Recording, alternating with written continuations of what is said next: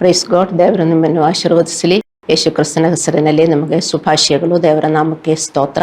ನಮ್ಮ ಇಂದಿನ ಸಂದೇಶದ ಶೀರ್ಷಿಕೆ, ನಿಮ್ಮ ವೈಫಲ್ಯ ಮತ್ತು ನಿರಾಸೆಗಳನ್ನು ಹೇಗೆ ನಿಭಾಯಿಸುತ್ತೀರಿ. ದೈವಿಕ ಯಶಸ್ಸಿನ ಶತ್ರುಗಳಲ್ಲಿ ಒಂದು ನಮ್ಮ ಹಿಂದಿನ ವೈಫಲ್ಯವು. ಅದು ಯಶಸ್ಸಿನಂಥ ಹೊಸ ಪ್ರಯತ್ನಗಳನ್ನು ಮಾಡದಂತೆ ನಮ್ಮನ್ನು ನಿರುತ್ಸಾಹಗೊಳಿಸುತ್ತದೆ. ಏಕೆಂದರೆ ನಾವು ಮೊದಲು ಪ್ರಯತ್ನಿಸಿದ್ದೇವೆ ಮತ್ತು ವಿಫಲರಾಗಿದ್ದೇವೆ. ಮತ್ತೆ ಮತ್ತೆ ನಾವು ಪ್ರಯತ್ನಿಸುವುದರಿಂದ ನಮಗೆ ಅದು ತಡೆಯಾಗುತ್ತದೆ. ವೈಫಲ್ಯ ಮತ್ತು ನಿರಾಸೆಗಳು ಜನಪ್ರಿಯ ವಿಷಯಗಳಲ್ಲ, ಆದರೆ ನಾವು ವಿಜಯ ಮತ್ತು ನೆರವೇರಿಕೆಯನ್ನು ಆರಾಧಿಸುವ ಯಶಸ್ಸಿನ ಸಂಸ್ಕೃತಿಯಲ್ಲಿ ವಾಸಿಸುತ್ತೇವೆ. ಆದರೆ ಸೋಲು ಮತ್ತು ನಿರಾಶೆಗಳು ವಾಸ್ತವ. ನಾವು ಇಷ್ಟಪಟ್ಟರೂ ಅಥವಾ ಇಷ್ಟಪಡಲಿಲ್ಲದಿದ್ದರೂ ನಾವು ಅವುಗಳನ್ನು ಎದುರಿಸಬೇಕಾಗುತ್ತದೆ.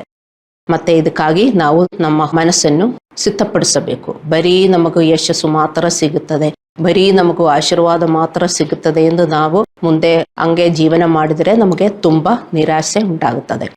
ಜ್ಞಾನೋಕ್ತಿಗಳು 24:16 ಬರೆಯಲಾಗಿದೆ, ನೀತಿವಂತನು 7 ಸಾರಿ ಬಿತ್ತರು ಮತ್ತೆ ಏಳುವನು, ದುಷ್ಟನು ಕೇಡಿನಿಂದ ಬಿತ್ತೇ ಹೋಗುವನು. ಅಂದರೆ ಭಕ್ತಿಹೀನ ಜೀವನವನ್ನು ನಡೆಸುವವರಿಗೆ ಕಷ್ಟದಿಂದ ಮೇಲೇರುವ ಶಕ್ತಿ ಇರುವುದಿಲ್ಲ. ಅವರ ತೊಂದರೆಗಳು ಮತ್ತಷ್ಟು ಕೆಟ್ಟದಾಗುತ್ತವೆ. ಅನೇಕ ವಿಶ್ವಾಸಿಗಳು ತಮ್ಮ ಹಿಂದಿನ ದುಃಖದಲ್ಲಿ ವಾಸಿಸುತ್ತಿದ್ದಾರೆ. ಹೌದು, ನಾವೆಲ್ಲರೂ ತುಂಬ ಕಷ್ಟಗಳಿಂದ ಹಾದು ಹೋಗಿದ್ದೇವೆ, ಹಾದು ಹೋಗಬೇಕು. ಮತ್ತೆ ಅದೇ ನಾವು ನೆನಪಿಟ್ಟು ಜೀವನ ಮಾಡಿದರೆ ನಮಗೆ ಮುಂದೆ ಹೋಗುವುದಕ್ಕೆ ಆಗುವುದಿಲ್ಲ. ನಾವು ಭೂತಕಾಲದಲ್ಲಿ ವಾಸಿಸುವ ಪ್ರತಿ ಕ್ಷಣವು ನಾವು ಕಾಣೆಯಾಗಿರುವ ನಮ್ಮ ಪ್ರಸ್ತುತ ಆಶೀರ್ವಾದದ ಕ್ಷಣವಾಗಿದೆ. ಫಿಲಿಪಿಯದವರಿಗೆ 3:13 ಪೌಲನು ಹೇಳುತ್ತಾನೆ, ಸಹೋದರರೇ, ನಾನಂದು ಹಿಡಿದುಕೊಂಡವನಂತೂ ನನ್ನನ್ನು ಎಣಿಸಿಕೊಳ್ಳುವುದಿಲ್ಲ, ಆದರೆ ಇದೊಂದು ಮಾಡುತ್ತೇನೆ, ನಾನು ಹಿಂದಿನ ವಿಷಯಗಳನ್ನು ಮರೆತು ಬಿಟ್ಟು ಮುಂದಿನವುಗಳನ್ನು ಹಿಡಿಯುವುದಕ್ಕಾಗಿ ಯೇಸು ಕ್ರಿಸ್ತನಲ್ಲಿ ದೇವರ ಉನ್ನತವಾದ ಕರೆಯುವಿಕೆಯ ಬಹುಮಾನವನ್ನು ಗುರಿ ಮಾಡಿಕೊಂಡು ಓಡುತ್ತಾ ಇದ್ದೇನೆ. ಇದೇ ನಾವು ಮಾಡಬೇಕಾಗಿರುವುದು. ನಾವು ಹಿಂದಿನದನ್ನು ಮರೆತು ನಾವು ಮುಂದೆ ಹೋಗಲು ಕಲಿಯಬೇಕು. ಮತ್ತೆ ಹಿಂದಿನದನ್ನು ನಾವು ನೆನಪಿಟ್ಟುಕೊಂಡು ಜೀವನ ಮಾಡಿದರೆ ನಮಗೆ ತುಂಬ ನಿರಾಸೆ ಉಂಟಾಗುತ್ತದೆ, ಕೋಪ ಉಂಟಾಗುತ್ತದೆ. ನಮ್ಮ ಮುಂದಿನ ಜೀವನ ತುಂಬ ಕಷ್ಟದಲ್ಲಿ ಇರುತ್ತದೆ. ಹಿಂದಿನದನ್ನು ಮರೆತು ಬಿಡುವುದು ಎಂದರೆ ಮೆದುಳಿನ ಸ್ಮರಣ ಶಕ್ತಿಯ ಸಮಸ್ಯೆ ಅಲ್ಲ. ಇದು ಹಿಂದಿನದನ್ನು ಮೀರಿ ಹೋಗಲು ಮತ್ತು ಅದರಲ್ಲಿ ಸಿಲುಕಿಕೊಳ್ಳದಿರಲು ಪ್ರೇರಣೆಯ ಸಮಸ್ಯೆಯಾಗಿದೆ. ನಮ್ಮ ದೈನಂದಿನ ಜೀವನವನ್ನು ನಡೆಸಲು ನಾವು ಕಂಪ್ಯೂಟರ್ ಸೈನ್ಸು, ವಿಜ್ಞಾನ ಮತ್ತು ಗಣಿತವನ್ನು ತಿಳಿದುಕೊಳ್ಳಬೇಕಾಗಿಲ್ಲ. ಆದರೆ ವೈಫಲ್ಯ ಮತ್ತು ನಿರಾಶೆಯನ್ನು ಹೇಗೆ ಎದುರಿಸಬೇಕೆಂದು ನಾವು ಖಂಡಿತವಾಗಿ ತಿಳಿದುಕೊಳ್ಳಬೇಕು, ಅಲ್ಲವೇ? ನಮಗೆ ಈ ಸಬ್ಜೆಕ್ಟು, ನಾವು ನಮ್ಮ ವೈಫಲ್ಯ ಹೇಗೆ ಎದುರಿಸಬೇಕು, ಅಲ್ಲಾಂದರೆ ನಿರಾಶೆಗಳನ್ನು ಹೇಗೆ ಎದುರಿಸಬೇಕು ಅಂತ ನಮಗೆ ಯಾವ ಯೂನಿವರ್ಸಿಟಿಯಿಂದ ಅಲ್ಲಾಂದರೆ ಯಾವ ಕಾಲೇಜಿಂದು, ಈ ಲೋಕದಲ್ಲಿ ಇರುವ ಯಾವ ಬುಕ್ಕಿಂದು ಕಲಿಯೋದಕ್ಕಾಗುವುದಿಲ್ಲ, ಅಲ್ಲವೇ? ನಮಗೊಂದು ಡಿಗ್ರಿ ಇದನ್ ಮೇಲೆ ತಕ್ಕೊಳ್ಳಕ್ಕಾಗಲ್ಲ. ಆದರೆ ಹೇಗೆ ನಾವು ನಮ್ಮ ನಿರಾಶೆಗಳು ಮತ್ತು ವೈಫಲ್ಯಗಳು ಹಾದು ಹೋಗಬೇಕು ಅಂತ ನಾವು ಖಂಡಿತವಾಗಿ ವಿಶ್ವಾಸಿಗಳಾಗಿ ನಾವು ತಿಳಿದುಕೊಳ್ಳಬೇಕು. ವೈಫಲ್ಯ ಮತ್ತು ನಿರಾಸೆಗಳು ನಮ್ಮ ಜೀವನದಲ್ಲಿ ಅನಿವಾರ್ಯವಾಗಿದೆ ಎಲ್ಲರಿಗೂ. ಆದ್ದರಿಂದ ನಾವು ಅದರ ಬಗ್ಗೆ ಯೋಚಿಸಬೇಕು ಮತ್ತು ಅದರಿಂದ ಲಾಭ ಪಡೆಯುವ ದೃಷ್ಟಿಯಿಂದ ತಯಾರಿ ಮಾಡಿಕೊಳ್ಳಬೇಕು.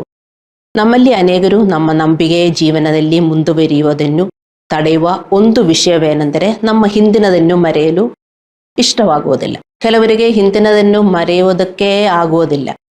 ಅವರು ಕೆಲವು ಸಾರಿ ಟಿವಿ ನೋಡ್ತಾರೆ, ಮೊಬೈಲ್ ನೋಡ್ತಾರೆ, ಅಲ್ಲಾಂದರೆ ಇದೇ ನೋಡ್ತಾರೆ.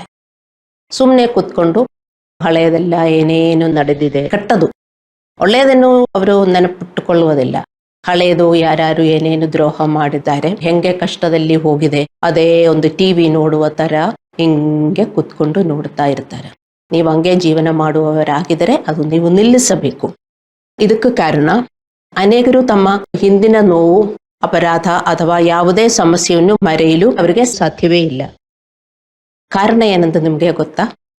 ಕ್ಷಮಿಸದ ಹೃದಯ ಅವರಲ್ಲಿ ಇರುವುದರಿಂದ ಅವರಿಗೆ ಅದು ಮರೆಯಕ್ಕೆ ಆಗುವುದಿಲ್ಲ. ನೆನಪು ಆ ಘಟನೆಯ ನೋವನ್ನು ನಿನ್ನೆ ಅಥವಾ ಈಗ ಸಂಭವಿಸದಂತೆ ಹಿಂದಿರುಗಿಸುತ್ತದೆ. 10 ವರ್ಷ ಮುಂಚೆ ಸಂಭವಿಸಿರುವ ಒಂದು ಘಟನೆ ಆಗಿದ್ದರೂ ಸಹ ನಾವು ಈಗ ಅದು ನೆನಪಿಟ್ಟುಕೊಂಡ್ರೆ ಈಗ ಅದು ಆಗಿದೆ, ಅದೇ ತರ ನಮಗೂ ನೋವು ಬರ್ತದೆ ಅಲ್ಲವೇ? ಅದೇ ತರ ನಾವು ಅದರಲ್ಲಿ ಒಳಗಾಗುತ್ತೇವೆ. ನಾವು ಅರ್ಥ ಮಾಡ್ಕೋಬೇಕು. ಮತ್ತೆ ಅನೇಕ ವಿಶ್ವಾಸಿಗಳು ಈ ರೀತಿಯ ಮಾತುಗಳನ್ನು ಹೇಳುವ ಮೂಲಕ ಹಿಂದೆ ಮಾಡಿದ ತಪ್ಪುಗಳನ್ನು ಮರೆಯಲು ಅವರಿಗೆ ಇಷ್ಟವಾಗುವುದಿಲ್ಲ. ಅವರು ಕಷ್ಟಪಡ್ತಾರೆ. ಅವರು ಹೇಳ್ತಾರೆ, ನನ್ನ ಆತ್ಮೀಯ ಗೆಳೆಯನೆಂದು ನಾನು ಭಾವಿಸುವವರ ದ್ರೋಹಕ್ಕೆ ಒಳಗಾದ ನೋವನ್ನು ನಾನು ಹೇಗೆ ನಿವಾರಿಸಬಹುದು? ನಾನು ಮತ್ತೆ ನನ್ನ ಸಂಗಾತಿಯನ್ನು ಹೇಗೆ ಕ್ಷಮಿಸಬಲ್ಲೆ? ನನ್ನ ಹೆತ್ತವರು ಮತ್ತು ಮಕ್ಕಳು, ಒಡಗುತ್ತಿದ್ದವರು, ನೆರೆಹೊರೆಯವರನ್ನು ನಾನು ಹೇಗೆ ಕ್ಷಮಿಸಬೇಕು? ಅವರು ನನಗೆ ಅಷ್ಟೊಂದು ಕೆಟ್ಟದು ಮಾಡಿದ್ದಾರೆ, ನನಗೆ ಹೇಗೆ ಮರೆಯಕ್ಕಾಗತ್ತೆ? ಕೆಲವರು ಏನು ತಿಳ್ಕೊಳ್ತಾರೆ, ಹೌದು, ದಟ್ ಇಸ್ ಮೈ ರೈಟ್, ನಾನದು ಯೋಜಿಸಲೇಬೇಕು ಅಂತ ಅವರು ತಿಳ್ಕೊಳ್ಳುತ್ತಾರೆ. ಅದು ವಿಶ್ವಾಸಿಗಳಾಗಿ ನಾವು ಅರ್ಥ ಮಾಡ್ಕೋಬೇಕು. ಅದು ನಮಗೆ ಕ್ಷಮಿಸದಿರುವಿಕೆಯ ಪ್ರಾಬ್ಲಮ್ ಇದೆ, ಅದಕ್ಕೆ ನಮಗೆ ಮರೆಯಕ್ಕಾಗುವುದಿಲ್ಲ. ನೋವುಂಟು ಮಾಡುವ ಹಿಂದಿನದನ್ನು ಮರೆತು ಬಿಡುವುದು ಪ್ರಗತಿಗೆ ಪೂರ್ವಾಪೇಕ್ಷಿತವಾಗಿದೆ. ಕ್ಷಮಿಸುವುದು ಮತ್ತು ಮರೆಯುವುದು ನಮ್ಮ ಹೊಸ ಜೀವನದಲ್ಲಿ ನಿಜವಾದ ಸ್ವಾತಂತ್ರ್ಯದ ಕಿಲಿಯಾಗಿದೆ. ಇಲ್ಲದಿದ್ದರೆ ನಮಗೆ ಏನೋ ನಮ್ಮನ್ನು ಹಿಡ್ಕೊಂಡಿರುವ ತರ, ನಮಗೆ ಒಂದು ಸ್ವಾತಂತ್ರ್ಯ ಇಲ್ಲ ಅಲ್ಲವೇ? ಸಂತೋಷ ಇಲ್ಲ, ಸ್ವಾತಂತ್ರ್ಯ ಇಲ್ಲ, ಏನೋ ಒಂದು ತಡೆಯಾಗಿದೆ ನಮ್ಮ ಜೀವನದಲ್ಲಿ. ಅದೇ ತರ ನಮಗೆ ಅನಿಸುವುದಿಲ್ವಾ? ಯಾಕೆ ನಿಮಗೆ ಗೊತ್ತಾ? ಹಳೆಯದನ್ನು ನೆನಪಿಟ್ಟುಕೊಳ್ತಾ ಇದ್ದೀರಿ, ಅದಕ್ಕೆ. ಇಲ್ಲದಿದ್ದರೆ ನಿಮ್ಮಲ್ಲಿ ಕಹಿ, ಕೋಪ, ನಿರಾಸೆಯು ಬೆಳೆಯುತ್ತದೆ. ಪರಿಣಾಮವಾಗಿ ನಿಮ್ಮ ಕಠಿಣ ಹೃದಯವನ್ನು ನೀವು ಬೆಳೆಸುತ್ತೀರಿ. ಕ್ಷಮೆ ನಿಮಗೆ ತುಂಬಾ ಕಷ್ಟವಾಗುತ್ತದೆ. ನೀವು ಈ ಹಳೆಯ ಟಿವಿಯನ್ನು ನೋಡುತ್ತಾ ಇದ್ದರೆ, ನಿಮ್ಮ ಜೀವನದಲ್ಲಿ ನಡೆದಿರುವ ಹಳೆಯ ಟಿವಿಯನ್ನು ನೀವು ನೋಡುತ್ತಾ ಇದ್ದರೆ, ಕ್ಷಮಿಸುವುದು ನಿಮಗೆ ತುಂಬಾ ಕಷ್ಟವಾಗುತ್ತೆ. ಯಾರೇನು ಮಾಡಿದರೂ ಅವರಿಗೆ ಕ್ಷಮಿಸೋದಕ್ಕೆ ನಿಮಗಾಗುವುದಿಲ್ಲ. ಯಾಕೆಂದರೆ ಹೃದಯ ಹಂಗೆ ಕಠಿಣವಾಗುತ್ತಾ ಇರುತ್ತದೆ. ಕ್ಷಮಿಸದಿರುವುದು ದೇವರಿಂದ ಅನೇಕ ಆಶೀರ್ವಾದಕ್ಕೆ ತಡೆಯಾಗುತ್ತದೆ. ಯಾಕೋಬನು 1:20 ಹೇಳುತ್ತದೆ, ಮನುಷ್ಯನ ಕೋಪವು ದೇವರಿಗೆ ಮೆಚ್ಚುಗೆಯಾಗಿರುವ ನೀತಿಗೆ ಅನುಕೂಲವಾಗುವುದಿಲ್ಲ. ಮತ್ತೆ ಕೀರ್ತನೆಗಳು 32:3-4 ನಾವು ಹೀಗೆ ಓದುತ್ತೇವೆ. ಕೀರ್ತನಕಾರನು ಹೇಳ್ತಾ ಇದ್ದಾನೆ, ನಾನು ನನ್ನ ಪಾಪವನ್ನು ಅರಿಕೆ ಮಾಡದೇ ಇದ್ದಾಗ ದಿನವೆಲ್ಲ ನರಳುವುದರಿಂದ ನನ್ನ ಎಲುಬುಗಳು ಸೌದು ಹೋಗುತ್ತಿದ್ದವು. ಹಗಲಿರುಳು ನಿನ್ನ ಶಿಷ್ಯಹಸ್ತವನ್ನು ನನ್ನ ಮೇಲೆ ಭಾರವಾಗಿತ್ತು. ಬೇಸಿಗೆಯ ನೀರಿನಂತೆ ನನ್ನ ಶರೀರದ ಸಾರವೆಲ್ಲ ಬತ್ತಿ ಹೋಯಿತು. ನೋಡಿ, ಯಾರು ಬರೆದಿದ್ದಾರೆ? ಬೈಬಲಲ್ಲಿ ಇದಿದೆ, ನೀವು ಅರ್ಥ ಮಾಡ್ಕೋಬೇಕು. ಏನು ಕೀರ್ತನಕಾರನು ಹೇಳ್ತಾ ಇದ್ದಾನೆ?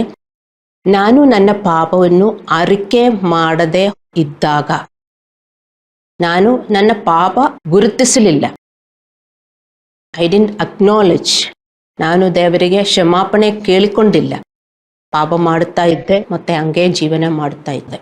ಆವಾಗ ಏನಾಯ್ತು? ದೇವರ ಶಿಷ್ಯಹಸ್ತವನ್ನು ನನ್ನ ಮೇಲೆ ಭಾರವಾಗಿತ್ತು ಅಂತ. ಇದೇ ನಮಗೂ ಸಂಭವಿಸೋದು.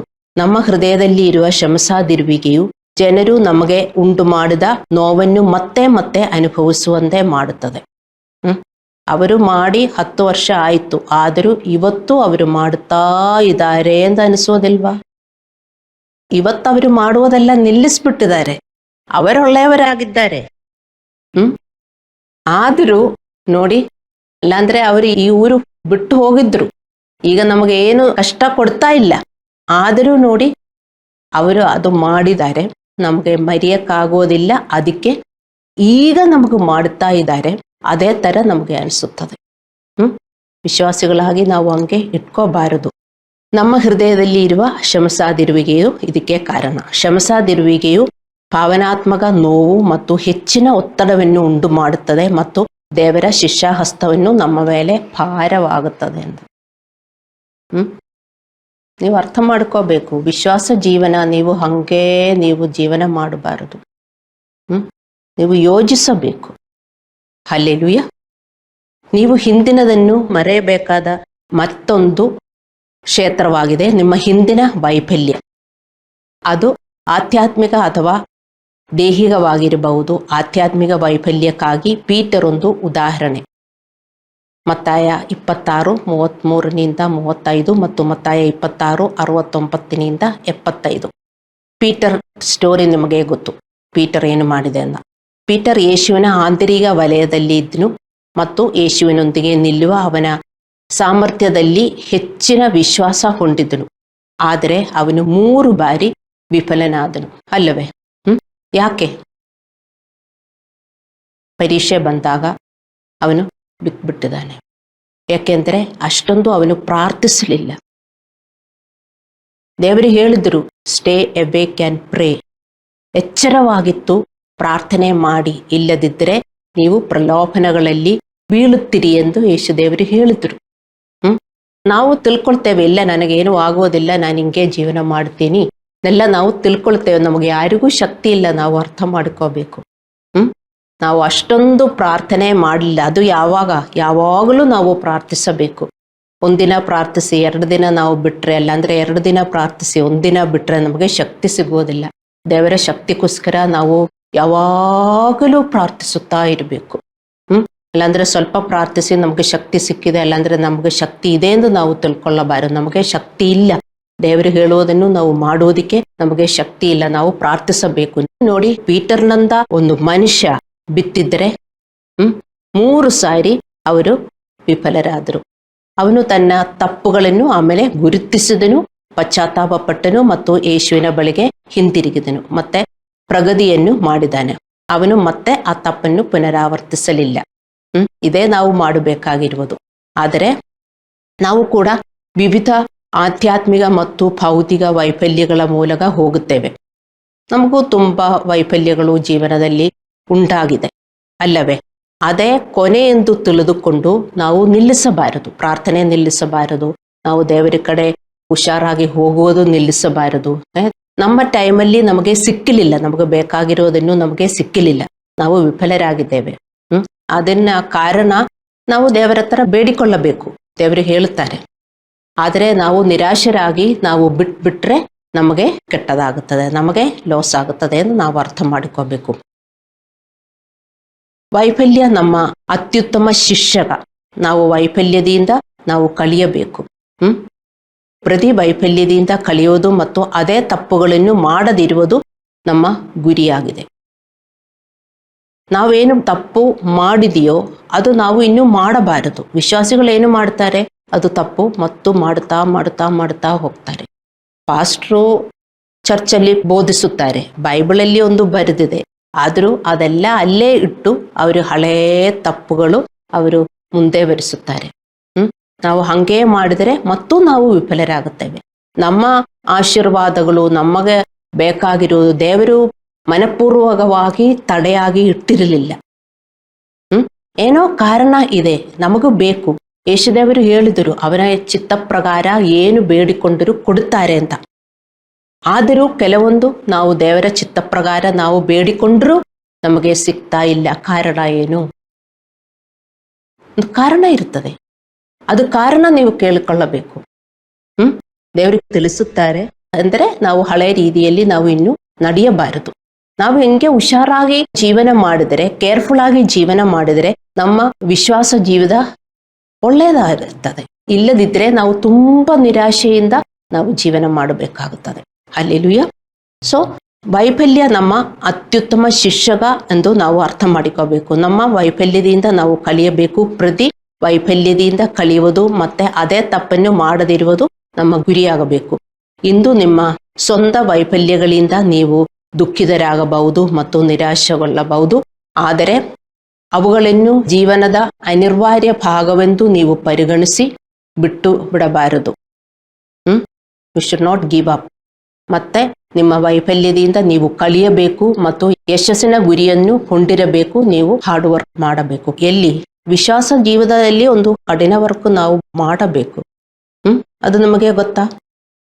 ಈ ಲೋಕದಲ್ಲಿ ನಾವು ಎಷ್ಟು ಕಷ್ಟಪಟ್ಟರೆ ನಮಗೆ ಸ್ವಲ್ಪ ಹಣ ಸಂಪಾದಿಸೋದಕ್ಕಾಗುತ್ತದೆ. ಅದೇ ತರ ಆಧ್ಯಾತ್ಮಿಕ ಜೀವನದಲ್ಲಿ ನಾವು ದುಡಿಯಬೇಕು.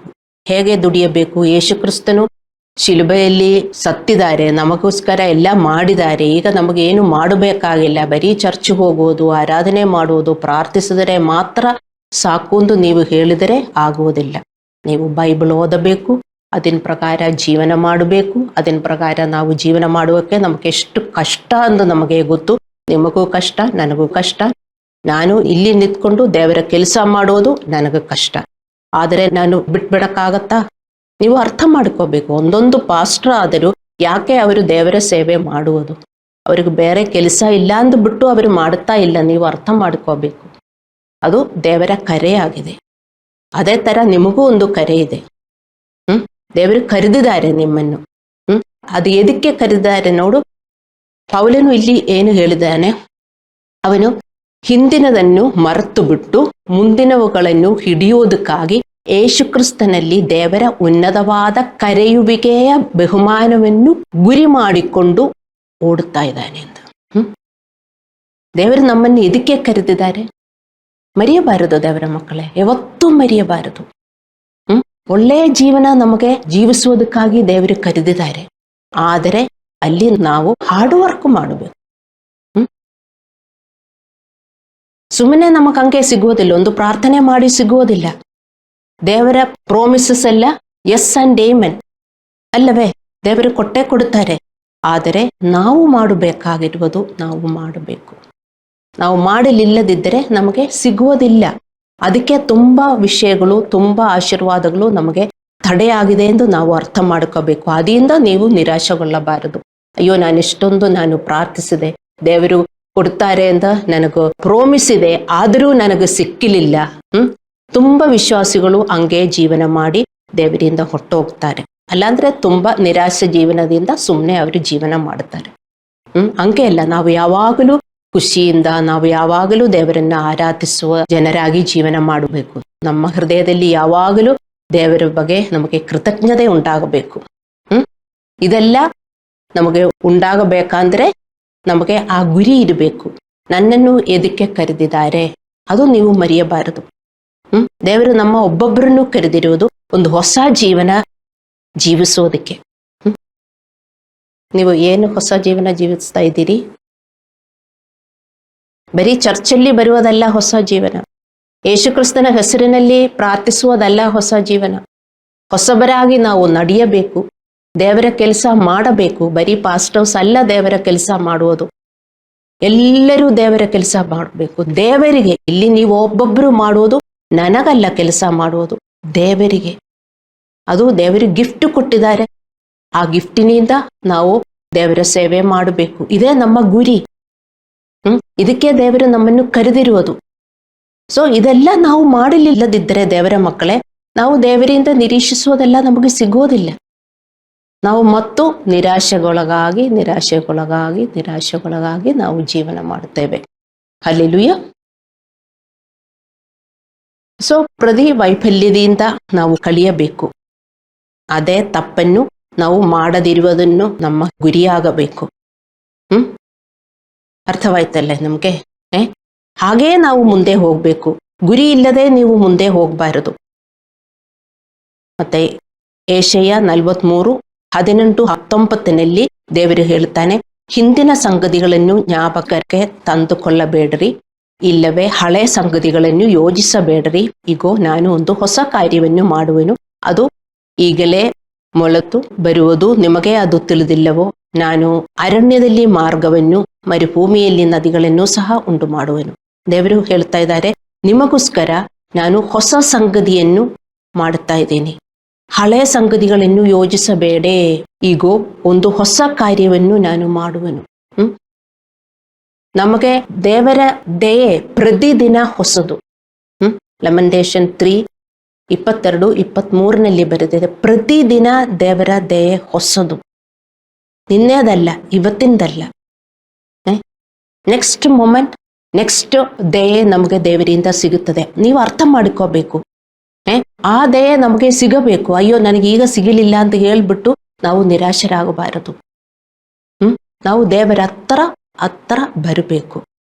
ದೇವರು ನಮಗಾಗಿ ಹೊಸ ಕೆಲಸಗಳನ್ನು ಮಾಡುತ್ತಿದ್ದಾನೆ. ಹಿಂದಿನ ವಿಷಯಗಳನ್ನು ನಾವು ಹಳೆಯದೆಂದು ಪರಿಗಣಿಸಬೇಕು. ಅವನು ಅರಣ್ಯದಲ್ಲಿ ಮಾರ್ಗವನ್ನು, ಮರುಭೂಮಿಯಲ್ಲಿ ನದಿಗಳನ್ನು ಸಹ ಉಂಟು ಮಾಡುವನು. ಹಿಂದೆ ವಾಸಿಸುವ ಬದಲು ಮತ್ತು ದೇವರ ಆಶೀರ್ವಾದವನ್ನು ಮತ್ತೆ ಮತ್ತೆ ಬೇಡುವ ಬದಲು ಅವನು ಏನು ಮಾಡುತ್ತಿದ್ದಾನೆ ಎಂಬುದನ್ನು ನೀವು ಮೊದಲು ಸಾಧ್ಯವಾಗುವಂತೆ ದೇವರನ್ನು ಕೇಳಿಕೊಳ್ಳಿ ಮತ್ತು ಹೊಸ ಮಾರ್ಗದಲ್ಲಿ ನಡೆಯಲು ನಿಮಗೆ ಸ್ಪಷ್ಟತೆಯನ್ನು ನೀಡುವಂತೆ ನೀವು ಕೇಳಿಕೊಳ್ಳಬೇಕು. ನೋಡಿ, ಇದರಲ್ಲಿ ಹೇಳಿದೆ, ನೀವು ಹಳೆಯ ಸಂಗತಿಗಳನ್ನು ಯೋಚಿಸಬೇಡಿ, ಈಗ ನಾನು ಒಂದು ಹೊಸ ಕಾರ್ಯವನ್ನು ಮಾಡುವೆನು. ಅದು ಏನು? ಅರಣ್ಯದಲ್ಲಿ ಮಾರ್ಗವನ್ನು, ಮರುಭೂಮಿಯಲ್ಲಿ ನದಿಗಳನ್ನು. ಅರಣ್ಯದಲ್ಲಿ ಮಾರ್ಗವನ್ನು. ಅರಣ್ಯದಲ್ಲಿ ನಾವು ಹಾದು ಹೋಗುತ್ತಾ ಇದ್ದೇವೆ. ಅರಣ್ಯ ಅಂದ್ರೆ ನಿಮಗೆ ಗೊತ್ತು, ವಿಲ್ಡರ್ನೆಸ್. ಅಂದರೆ ತುಂಬಾ ದಿನ ಆಯ್ತು ನಾವು ಪ್ರಾರ್ಥಿಸುತ್ತಾ ಇದ್ದೇವೆ, ನಮಗೇನು ಸಿಗ್ತಾ ಇಲ್ಲ. ನಿರಾಶರಾಗಿ ನಾವು ಹೋಗ್ತಾ ಇದ್ದೇವೆ. ಅದೇ ಅರಣ್ಯ. ನಮಗೇನು ಸಿಗ್ತಾ ಇಲ್ಲ. ಮತ್ತೆ ದೇವರ ಹತ್ರ ಗೊಣಗಾಡುವುದು, ಮತ್ತೆ ನಿರಾಶೆಯಲ್ಲಿ ಒಳಗಾಗುವುದು. ಅದೇ ಅರಣ್ಯ. ಮರುಭೂಮಿಯಲ್ಲಿ ನೀರಿಲ್ಲ, ತುಂಬಾ ಡ್ರೈ ಆಗಿರ್ತದೆ. ನಮ್ಮ ಜೀವನ ಕೆಲವು ಬಾರಿ ತುಂಬಾ ಡ್ರೈ ಆಗಿ ನಮಗೆ ಅನಿಸುತ್ತದೆ, ಅಲ್ಲವೇ? ಅಲ್ಲಾಂದ್ರೆ ಚರ್ಚಲ್ಲಿ ಬಂದು ಅಭಿಷೇಕ ಎಲ್ಲ ನಿಮ್ಗೆ ಸಿಕ್ಕಿ ಹೋದ ಮೇಲೇನೂ ತುಂಬಾ ಡ್ರೈ ಆಗಿರುತ್ತದೆ. ಆವಾಗ ನೀವು ಅರ್ಥ ಮಾಡಿಕೋಬೇಕು, ನೀವು ಅರಣ್ಯದಲ್ಲಿ ನೀವು ಹೋಗ್ತಾ ಇದ್ದೀರಿ ಅಂತ. ದೇವರಿಗೆ ಹೇಳುವುದು, ಅರಣ್ಯದಲ್ಲಿ ನಾನು ಮಾರ್ಗವನ್ನು, ಮರುಭೂಮಿಯಲ್ಲಿ ನದಿಗಳನ್ನು ಸಹ ನಾನು ಉಂಟು ಮಾಡುವೆನು. ದೇವರು ಹೊಸದನ್ನು ಮಾಡುತ್ತಾನೆ. ದೇವರು ಯಾವಾಗಲೂ ಹೊಸದನ್ನು ಮಾಡ್ತಾನೆ. ದೇವರ ಮಕ್ಕಳ, ಇವತ್ತಿನ ಮೆಸೇಜಿಂದ ನೀವು ಒಂದು ಅರ್ಥ ಮಾಡಿಕೊಳ್ಳಿ. ನೀವು ನಿರಾಶರಾಗಿ ಇವತ್ತು ಜೀವನ ಮಾಡ್ತಾ ಇದ್ದರೆ ನೀವು ಬಿಟ್ಟು ಬಿಡಬಾರದು. ದೇವರು ಹೊಸದು ಮಾಡ್ತಾ ಇದ್ದಾರೆ. ದೇವರು ಹೊಸದು ಮಾಡ್ತಾ ಇದ್ದಾರೆ. ಹೊಸದನ್ನು ದೇವರು ಮಾಡ್ತಾ ಇದ್ದಾರೆ. ನಾವು ಹೊಸ ಮಾರ್ಗದಲ್ಲಿ ನಡೆಯಬೇಕು. ದೇವರು ಹೊಸದು ಮಾಡುತ್ತಾ ಇದ್ದಾರೆ ಅಂದರೆ ನಾವು ಹಳೆಯ ದಾರಿಯಲ್ಲಿ ನಡೆಯೋದು ನಾವು ನಿಲ್ಲಿಸಬೇಕು. ನಾವು ಹೊಸ ದಾರಿಯಲ್ಲಿ ನಡೆದರೆ ಮಾತ್ರ ನಮಗೆ ದೇವರು ಮಾಡುವುದನ್ನು ನಾವು ಪಡೆಯುತ್ತೇವೆ. ನಾವು ಹಳೆಯ ರೀತಿಯಲ್ಲಿ ಬದುಕಿದರೆ ನಾವು ದೇವರಿಂದ ಯಾವುದೇ ಹೊಸದನ್ನು ನಿರೀಕ್ಷಿಸಲು ಸಾಧ್ಯವಲ್ಲ. ಅರಣ್ಯದಲ್ಲಿ ದೇವರು ದಾರಿ ತೋರಿಸುತ್ತಾರೆ, ಎಲ್ಲಿ ಹೋಗುವುದಕ್ಕೆ, ಒಳ್ಳೆಯದಾಗುವುದಕ್ಕೆ. ಅರಣ್ಯದಲ್ಲಿ ನಮಗೆ ಏನು ಕಾಣುತ್ತಾ ಇಲ್ಲ. ನಾವು ಹಂಗೆ ಹೋಗ್ತಾ ಇರುವಾಗ ದೇವರು ಏನು ಹೇಳ್ತಾ ಇದ್ದಾರೆ, ಅಲ್ಲಿ ದೇವರು ದಾರಿ ತೋರಿಸುತ್ತಾರೆ. ಹಂಗೆ ದಾರಿ ದೇವರು ತೋರಿಸುವುದಿಲ್ಲ, ನೀವು ಕೇಳಿಕೊಂಡ್ರೆ ಮಾತ್ರ ದೇವರು ತೋರಿಸುವುದು. ಕತ್ತಲೆಯಲ್ಲಿ ಹಂಗೆ ದೇವರು ಲೈಟ್ ಹಾಕೋದಿಲ್ಲ. ದೇವರೇ, ನನಗೇನು ಕಾಣುತ್ತಾ ಇಲ್ಲ, ನನಗೆ ನಿನ್ನ ದಾರಿ ನೋಡಬೇಕು. ನೀವು ಪ್ರಾರ್ಥಿಸಬೇಕು, ದೇವರೇ ಇಷ್ಟೊಂದು ಕಷ್ಟದಲ್ಲಿ ನಾನು ಯಾಕೆ ಹೋಗ್ತಾ ಇರೋದು, ನಿನ್ನ ಪ್ರಾಮಿಸಸ್ ಎಲ್ಲ ಎಸ್ ಅಂಡ್ ಆಮೆನ್ ಎಂದು ಹೇಳಿದ್ರು ನನಗೆ ಸಿಗ್ತಾ ಇಲ್ವಲ್ಲ ದೇವರೇ, ನಾನೇನು ಮಾಡಬೇಕು, ದಾರಿ ತೋರಿಸಿ ಅಂತ ನೀವು ಹೇಳಿದರೆ ದೇವರು ದಾರಿ ತೋರಿಸುತ್ತಾರೆ. ಹೇಳಲಿಲ್ಲ ಅಂದ್ರೆ ದೇವರು ಕೊಡುವುದಿಲ್ಲ. ಅದು ನೀವು ಅರ್ಥ ಮಾಡ್ಕೋಬೇಕು. ವಿತೌಟ್ ಪ್ರೇಯರ್ ನಮಗೆ ದೇವರಿಂದ ಏನೂ ಸಿಗುವುದಿಲ್ಲ. ನೀವು ಚೆನ್ನಾಗಿ ಪ್ರಾರ್ಥಿಸುವವರಾಗಲಿಲ್ಲದಿದ್ದರೆ ನಮಗೆ ದೇವರಿಂದ ಏನೂ ಸಿಗುವುದಿಲ್ಲ. ಪ್ರಾರ್ಥನೆ ಅಂದರೆ ನಮಗೆ ಉಸಿರಾಟದ ಥರ. ಟಯರ್ಡ್ ಆಗಬಾರದು, ಬೇಸರಗೊಳ್ಳದೆ ಪ್ರಾರ್ಥಿಸಿ ಅಂತ ಬೈಬಲಲ್ಲಿ ಹೇಳುವುದು, ಅಲ್ಲವೇ? ಬೇಸರಗೊಳ್ಳಬಾರದು. ಬೇಸರಗೊಳ್ಳದೆ ನಾವು ಪ್ರಾರ್ಥಿಸಬೇಕು. ಆದರೆ ಮಾತ್ರ ನಮಗೆ ಸಿಗುವುದು. ನೀವು ಅರ್ಥ ಮಾಡಿಕೋಬೇಕು. ಸೊ ನೀವಿವತ್ತು ತುಂಬಾ ಕಷ್ಟದಿಂದ ಹೋಗ್ತಾ ಇದ್ದರೆ ನೀವು ದೇವರನ್ನು ಬೇಡಿಕೊಳ್ಳಬೇಕು. ದೇವರೇ, ನನಗೆ ದಾರಿ ತೋರಿಸಿ ದೇವರೇ, ನನಗೊಂದು ಒಳ್ಳೆ ಜೀವನ ಬೇಕು, ನನಗೆ ದಾರಿ ತೋರಿಸಿ ಅಂತ ದೇವರು ಖಂಡಿತ ತೋರಿಸುತ್ತಾರೆ. ಆ ದಾರಿಯಲ್ಲಿ ನಾವು ನಡೆಯಬೇಕು. ಆದರೆ ನೀವು ಆ ದಾರಿಯಲ್ಲಿ ನಡೆಯುವುದಕ್ಕೆ ನೀವು ಸಿದ್ಧರಿಲ್ಲದಿದ್ದರೆ ನಮಗೆ ದೇವರಿಂದ ಏನು ಸಿಗುವುದಿಲ್ಲ. ಹೊಸ ದಾರಿ ಏನು? ಅದು ಸಲ್ಲಿಗೆಯ ಹೊಸ ಮಾರ್ಗದಲ್ಲಿ ನಾವು ನಡೆಯಬೇಕು. ನಮ್ರತೆಯ ಹೊಸ ದಾರಿಯಲ್ಲಿ ನಾವು ನಡೆಯಬೇಕು. ಸ್ವಯಂ ನಿಯಂತ್ರಣದ ಹೊಸ ದಾರಿಯಲ್ಲಿ ನಾವು ನಡೆಯಬೇಕು. ಸೌಮ್ಯತೆಯ ಹೊಸ ದಾರಿಯಲ್ಲಿ ನಡೆಯಬೇಕು. ದೇವರ ಸೇವೆಯ ಹೊಸ ದಾರಿಯಲ್ಲಿ ನಡೆಯಬೇಕು. ಸ್ವಲ್ಪ ಏನೋ ಮಾಡಿದೆ, ಏನು ಸಿಗ್ತಾ ಇಲ್ಲ ಅಂತ ಹೇಳ್ಬಿಟ್ಟು ನೀವು ನಿಲ್ಲಿಸಬಾರದು. ದೇವರ ಸೇವೆ ಮಾಡ್ತಾ ಇರಬೇಕು. ಆದರೆ ಪಾಸ್ಟರ್ಸ್ ಎಲ್ಲ ಅವರ ಕೆಲಸ ನಿಲ್ಲಿಸ್ಬಿಟ್ಟು ಮನೆಯಲ್ಲಿ ಕೂತ್ಕೊಳ್ಳಬೇಕು. ಚರ್ಚೆಯನ್ನು ನಡೆಯಬಾರದು. ಅವರಿಗೂ ಎಷ್ಟೊಂದು ನಿರಾಸೆಯಾಗುತ್ತೆ. ಅವರು ಬಿಟ್ಬಿಡ್ತಾರ? ಇಲ್ಲ. ಪ್ರಾರ್ಥಿಸಬೇಕು. ದೇವರ ದಾರಿ ತೋರಿಸುತ್ತಾರೆ. ಆ ದಾರಿಯಲ್ಲಿ ಜನರನ್ನ ನಡೆಸಬೇಕು, ವಿಶ್ವಾಸಿಗಳನ್ನ ನಡೆಸಬೇಕು. ಪಾಸ್ಟರ್ಗೆ ಎಷ್ಟೊಂದು ಜವಾಬ್ದಾರಿ ಇದೆ, ನೀವು ಅರ್ಥ ಮಾಡ್ಕೋಬೇಕು. ವಿಶ್ವಾಸಿಗಳು ಆ ದಾರಿಯಲ್ಲಿ ನಡೀಲಿಲ್ಲಾದ್ರೆ ಇನ್ನೂ ಪಾಸ್ಟರ್ಗೆ, ಚರ್ಚ್ಗೆ ಕಷ್ಟ. ನೀವು ಇದೆಲ್ಲ ಅರ್ಥ ಮಾಡಿಕೋಬೇಕು. ಮೋಸಸ್ ಹೇಗೆ ಅರಣ್ಯದಲ್ಲಿ ಇಸ್ರಾಯೇಲ್ನ ಕರ್ಕೊಂಡು ಹೋಗಿದ್ರು, ಎಷ್ಟೊಂದು ಇಸ್ರಾಯೇಲ್ ಜನರು ಗೊಣಗಾಡಿದರು. ಅದೇ ತರ ಪಾಸ್ಟರ್ಸು ವಿಶ್ವಾಸಿಗಳನ್ನು ಲೀಡ್ ಮಾಡುವುದು ಒಂದು ನೀವು ಅರ್ಥ ಮಾಡ್ಕೋಬೇಕು. ನಮಗೆ ದೇವರು ಹೇಳಿರೋದು ಯಾವಾಗಲೂ ಖುಷಿಯಾಗಿರುವುದಕ್ಕೆ, ಯಾವಾಗಲೂ ಸಮಾಧಾನದಲ್ಲಿ ಇರುವುದಕ್ಕೆ. ಆದರೆ ನಮಗ ಆಗುವುದಿಲ್ಲ. ನಾವೆಲ್ಲ ಸಿಕ್ಕಾಕೊಂಡ್ಬಿಡ್ತೇವೆ. ಆವಾಗ ಎಲ್ಲ ನಾವು ಪ್ರಾರ್ಥಿಸಬೇಕು ದೇವರ ಮಕ್ಕಳೇ. ನಾವು ಫೆಲೋಶಿಪ್ ಅಲ್ಲಿ ಇರಬೇಕು. ಒಬ್ಬಂಟಿಯಾಗಿ ಯಾರು ಜೀವನ ಮಾಡಬಾರದು. ನಿಮಗೆ ಫೆಲೋಶಿಪ್ ಬೇಕು. ಫೆಲೋಶಿಪ್ ಅಲ್ಲಿ ನೀವು ಇರಬೇಕು. ಒಬ್ಬರಿಂದ ಒಬ್ಬರು ನೀವು ಸಹಾಯ ಕೇಳಿಕೊಳ್ಳಬೇಕು. ಅದೆಲ್ಲ ತುಂಬಾ ಮುಖ್ಯ ದೇವರ ಮಕ್ಕಳೇ, ನೀವು ಅರ್ಥ ಮಾಡ್ಕೋಬೇಕು. ಅಲ್ಲ ಅಂದರೆ ಏನಾಗುತ್ತೆ ಅಂದರೆ ನಿಮ್ಮ ವಿಶ್ವಾಸ ಜೀವನ ತುಂಬಾ ಡ್ರೈ ಆಗುತ್ತದೆ. ಕೆಲವರು ವಿಶ್ವಾಸ ಜೀವನ ಬಿಟ್ಟು ಬಿಟ್ಟು ಬೇರೆ ಕಡೆನೂ ಹೋಗ್ತಾರೆ. ತುಂಬಾ ಜನರು ನಿರಾಶರಾಗಿ ಅವರು ವಿಶ್ವಾಸದಲ್ಲಿ ಜೀವನ ಮಾಡುತ್ತಾರೆ. ಪೌಲನು ನೋಡಿ, ಫಿಲಿಪ್ಪಿಯದವರಿಗೆ 3:13 ಅವರು ಒಪ್ಪಿಕೊಂಡಿದ್ದಾರೆ. ಅವನು ಹೀಗೆ ಹೇಳುತ್ತಾನೆ, ಅವನು ಹಿಡಿದುಕೊಂಡವನೆಂದು ತನ್ನನ್ನು ಎಣ್ಣಿಸಿಕೊಳ್ಳುವುದಿಲ್ಲ. He is not telling I have achieved. ನಾನು ಹಿಡಿದುಕೊಂಡವನೆಂದು ನನ್ನನ್ನು ಎಣ್ಣಿಸಿಕೊಳ್ಳುವುದಿಲ್ಲ. ಆದರೆ ಅವನು ಹಿಂದಿರುಗಿ ನೋಡದೆ ಕೊನೆಯವರೆಗೂ ಓಡುತ್ತಾನೆ ಎಂದು ಅವನು ಹೇಳುತ್ತಾನೆ. I have not received the prize but I will not look back. ನಾನು ಹಿಂದೆ ನೋಡುವುದಿಲ್ಲ. ಹಿಂದೆ ನೋಡಿದರೆ ನನಗೆ ತುಂಬಾ ದುಃಖ ಆಗತ್ತೆ. ನಾನು ತುಂಬಾ ಪ್ರಾರ್ಥನೆ ಮಾಡಿದೆ, ತುಂಬಾ ದೇವರ ಸೇವೆ ಮಾಡಿದೆ, ಆದರೂ ನನಗೇನು ಸಿಗ್ತಾ ಇಲ್ಲ. ಆದರೂ ನಾನು ಮುಂದೆ ಹೋಗ್ತಾ ಇದ್ದೀನಿ. ಹೇಗೆ ನಾವು ಮುಂದೆ ಹೋಗುವುದು? ದೇವರ ಪರ್ಫೆಕ್ಷನ್ ಅಲ್ಲಿ. ನಾವೆಲ್ಲರೂ ಓಟದಲ್ಲಿ ಇದ್ದೇವೆ ಅಂತ ನಾವು ಮರೆಯಬಾರದು. ಮರ್ತು ಬಿಟ್ಟಿದ್ದೀರಾ? ದೇವರನ್ನು ನಾವು ಸ್ವೀಕರಿಸಿದಾಗ ನಾವು ಓಟದಲ್ಲಿ ಇದ್ದೇವೆ. ನಾವು ಓಡುತ್ತಾ ಇರಬೇಕು. ಯಾಕೆ ಓಟದಲ್ಲಿ ಇದ್ದೇವೆ ಅಂತ ಬೈಬಲಲ್ಲಿ ಬರೆದಿದೆ. ನೀವು ಕ್ರಿಶ್ಚಿಯನ್ ಜೀವನ ನಡೆಯಬೇಕು ಅಂತ ಹೇಳಿಲ್ವಲ್ಲ. ಇಲ್ಲಿ ವಿಶ್ವಾಸಿಗಳು ಕ್ರಿಶ್ಚಿಯನ್ ಜೀವನದಲ್ಲಿ ಮಲಗುತ್ತಾರೆ ಅಲ್ಲವೇ? ಕುತ್ಕೊಳ್ಳುತ್ತಾರೆ, ಮಲಗುತ್ತಾರೆ. ಓಡಬೇಕು, ಯಾಕೆಂದ್ರೆ ಟೈಮ್ ಇಲ್ಲ. ಆ ಹಳೆಯ ಜೀವನ ಬಿಟ್ಟು ಹೊಸ ಜೀವನ ನಮಗೆ ಮಾಡಬೇಕಂದ್ರೆ ನಮಗೆ ತುಂಬಾ ಶ್ರಮಿಸಬೇಕು. ಯಾರ್ಯಾರು ಶ್ರಮಿಸುವುದಿಲ್ಲ ಅವರಿಗೆಲ್ಲ ಕಷ್ಟ ಆಗತ್ತೆ. ಅದೇ ನಾನು ಹೇಳಿರುವುದು, ನಾವು ಹಾರ್ಡ್ ವರ್ಕ್ ಮಾಡಬೇಕಾಗಿದೆ ಎಂದು. ಓಡುವ ಜರ್ನಿ ನಮ್ದು, ನಡೆಯುವ ಜರ್ನಿ ಅಲ್ಲ, ಕುತ್ಕೊಳ್ಳುವ ಜರ್ನಿ ಅಲ್ಲ, ಮಲಗುವ ಜರ್ನಿ ಅಲ್ಲ. ಆದರೆ ವಿಶ್ವಾಸಿಗಳೆಲ್ಲ ಆರಾಮಾಗಿ ಮಲ್ಕೊಳ್ತಾರೆ. ಅದಕ್ಕೆ ನೀವು ಮಲಗಿದರೆ ಏನಾಗುತ್ತದೆ? You will be dead, rise up from dead. ಎಫೆಸದವರಿಗೆ 5ನೇ ಚಾಪ್ಟರ್ 14th ವರ್ಸಸ್ ಅಲ್ಲಿ ಬರೆದಿದೆ.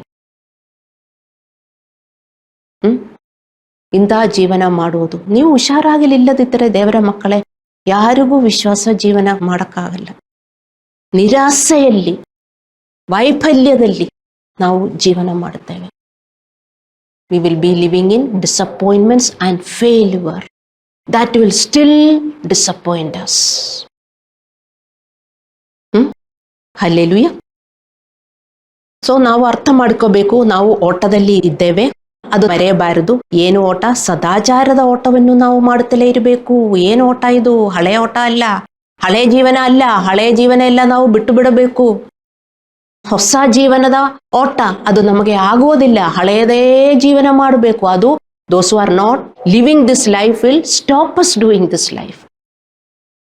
ಅವರು ನಮಗೆ ತಡೆ ಮಾಡ್ತಾರೆ, ಯಾಕೆಂದ್ರೆ ಅವ್ರಿಗಿಷ್ಟ ಇಲ್ಲ ಈ ಓಟ ಓಡೋದು. ನೀವು ಓಟ ಓಡ್ತಾ ಇದ್ರೆ ಅವರು ನಿಮ್ಮನ್ನು ತಡೆ ಮಾಡುತ್ತಾರೆ. ಅದಕ್ಕೆ ಬೈಬಲ್ ಹೇಳುವುದು ಅವರನ್ನು ಬಿಟ್ಬಿಡ್ಬೇಕು ಅಂತ. ನಿಮಗೊಂದು ಸೆಲೆಕ್ಟಿವ್ ಗ್ರೂಪ್ ಬೇಕು, ಓಡುವವರು ಬೇಕು. ಓಡುವವರು, ಮಲಗುವವರು, ಕುತ್ಕೊಳ್ಳುವವರು ಎಲ್ಲರೂ ಒಟ್ಟಿಗೆ ಜಾಯಿನ್ ಆಗಿದ್ದಾರೆ. ಪಾಸ್ಟರ್ ಓಡ್ತಾ ಇದ್ದಾರೆ, ವಿಶ್ವಾಸಿಗಳು ಮಲಗ್ತಾರೆ, ಕುತ್ಕೊಳ್ತಾರೆ. ಅಲ್ಲ ಅಂದ್ರೆ ಸುಮ್ಮನೆ ಹಿಂಗೆ ಟೋರ್ಟಸ್ ತರ ವಾಕ್ ಮಾಡ್ತಾರೆ. ಹೆಂಗೆ ಒಂದ್ ಕಡೆ ಹೋಗಕ್ಕಾಗತ್ತೆ? ಒಂದೇ ಗ್ರೂಪ್ ಅಲ್ಲಿ ನೀವು ಇರಬೇಕು. ಓಡುವವರ ಗ್ರೂಪ್ ಅಲ್ಲಿ ಇರಬೇಕು. ಪಾಸ್ಟರ್ ಓಡ್ತಾ ಇದ್ರೆ ಪಾಸ್ಟರ್ ಜೊತೆಗೆ ಇರಬೇಕು. ಪಾಸ್ಟರ್ಗೆ ಇವರನ್ನೆಲ್ಲ ಒಟ್ಟಿಗೆ ಕರ್ಕೊಂಡು ಓಡಿ ಹೋಗಕ್ಕಾಗತ್ತೆ? ಎಷ್ಟು ಕಷ್ಟ ಅಂತ ನೀವು ನೋಡಿ. ಅರ್ಥ ಮಾಡ್ಕೋಬೇಕು, ನಾವು ಓಟದಲ್ಲಿ ಇದ್ದೇವೆ, ಸದಾಚಾರದ ಓಟ. ಹಳೆಯ ಜೀವನ ನಾವು ಇನ್ನೂ ಜೀವನ ಮಾಡಬಾರದು. ಅದಕ್ಕೆ ಇಲ್ಲಿ ಯೇಸುದೇವರಿಗೆ ಹೇಳಿದ್ರು, ಲೂಕ 9:62. ಈಗ ನಾವು ಮಾತಾಡುವುದೆಲ್ಲ ನಿಮ್ಗೆ ಇದೆಲ್ಲ ತುಂಬಾ ಕಷ್ಟ, ಈ ಹೊಸ ಜೀವನ ಮಾಡುವುದಕ್ಕೆ ತುಂಬಾ ಕಷ್ಟ ಅಂತ ನಿಮಗೆ ಅನಿಸ್ತಾ ಇದ್ರೆ ಈ ವಾಕ್ಯ ನಿಮಗೋಸ್ಕರ ಯೇಸುದೇವರು ಹೇಳಿದರು. ಲೂಕ 9:62. ಯಾವನಾದರೂ ನೆಗಿಲಿನ ಮೇಲೆ ತನ್ನ ಕೈಯನ್ನು ಹಾಕಿ ಹಿಂದಕ್ಕೆ ನೋಡಿದರೆ ಅವನು ದೇವರ ರಾಜ್ಯಕ್ಕೆ ತಕ್ಕವನಲ್ಲವೆಂದು ಹೇಳಿದನು. If you keep looking back, ಮುಂದೆ ಹೋಗ್ರಿ, ಯಾಕೆ ಹಿಂದಕ್ಕೆ ನೋಡ್ತಾ ಇದ್ದೀರಿ? ಅಯ್ಯೋ ಈ ಜೀವನ ತುಂಬಾ ಕಷ್ಟ, ನನಗೊಂದು ಗ್ರೂಪ್ ಇದೆ, ಅವರು ಓಡ್ತಾ ಇಲ್ಲ, ಅವರ ಜೊತೆ ಇದ್ದರೆ ನನಗೂ ಖುಷಿ. ಅಂದರೆ ಅವರ ಜೊತೆ ಇರಿ, ಅವ್ರ ಜೊತೆ ಒಂದು ಕಾಲು, ಇವರ ಜೊತೆ ಒಂದು ಕಾಲು. You should not cheat. ಅದು ಚೀಟಿಂಗ್ ಜೀವನ. ಒಂದು ಕಡೆ ಇರಬೇಕು, ಎರಡು ಕಡೆ ನೀವು ಇರಬಾರದು. ಏನಾಗುತ್ತದೆ, ನಿಮ್ಗೆ ತುಂಬ ನಿರಾಸೆ ಆಗುತ್ತದೆ. ಅದು ಅಲ್ಲ, ನೀವು ಚೀಟು ಮಾಡುವುದರಿಂದ, ಯಾಕೆಂದ್ರೆ ನಿಮ್ಗೆ ಹಳೆ ಜೀವನ ಬಿಡಕ್ಕಾಗಲ್ಲ.